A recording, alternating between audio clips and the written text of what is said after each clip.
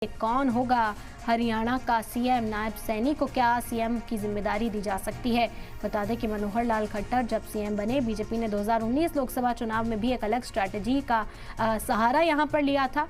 Jat vote bank को तोड़ने का एक तरह से काम किया गया था, क्योंकि जेजेपी को साथ लिया गया। कांग्रेस जिस तरह से हरियाणा में वर्चस्व रखती है, उसे कहीं ना कहीं मुंह की खानी पड़ी थी और इसी वजह से कहा जा रहा है कि एक और स्ट्रैटेजी हरियाणा के लिए बीजेपी के पास है और उसी स्ट्रैटेजी पर काम करते हुए नजर आएंगे। क्या जाट चेहरे को बनाया जाता है सीएम, या फिर पार्टी दूसरी तरह से दाव खेलती हुई नजर आती है, ये देखना है। हालांकि जरा के हवाले से ये जानकारी अभी मिल रही है कि नायब सिंह सैनी खट्टर की जगह ले सकते हैं, सीएम बनाए जा सकते हैं और 5 बजे तक खिलाफ बर्दारी तकरीब भी आज हो सकती है।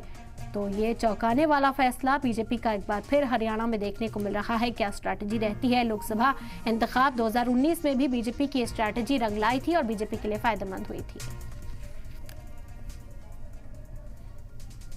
तो लगातार रद्द-ए-अमल भी इस वक्त सामने आ रहे हैं। बता दें कि दूसरे खेमे में भी सुगबुगाहट तेज है। कांग्रेस ने भी अपने तमाम एमएलएस को दिल्ली बुला लिया है और कांग्रेस भी लगातार मीटिंग्स मंथन करती हुई नजर आ रही है, लेकिन फिलहाल अक्सरियत जो है वो बीजेपी के पास ही दिखाई देती है। बीजेपी अब नया चेहरा किसे बनाती है वो देखना होगा। हालांकि कहा जा रहा है कि जेजेपी के भी कुछ विधायक हैं जो बीजेपी की रुकनियत हासिल कर सकते हैं, बीजेपी में शमूलियत अख्तियार कर सकते हैं, ताकि उनका जो वजीर का ओहदा है वो उसी तरह से बना रहे। 5 से 6 वज़रा जब दुष्यंत चौटाला ने मीटिंग बुलाई तो 5 से 6 एमएलए नहीं पहुंचे। और थैंक यू सर।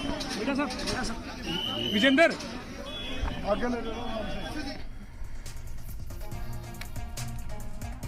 तो ये मीटिंग्स का दौर मुसलसल जारी है। लीडरान के पहुंचने का सिलसिला भी आप इस वक्त देख रहे हैं। आपको बता दें कि चंडीगढ़ में विधायक दल की बैठक शुरू हो चुकी है और इसमें फैसला लिया गया, लगभग तय हो चुका है कि नायब सैनी हरियाणा के नए सीएम बनाए जा सकते हैं।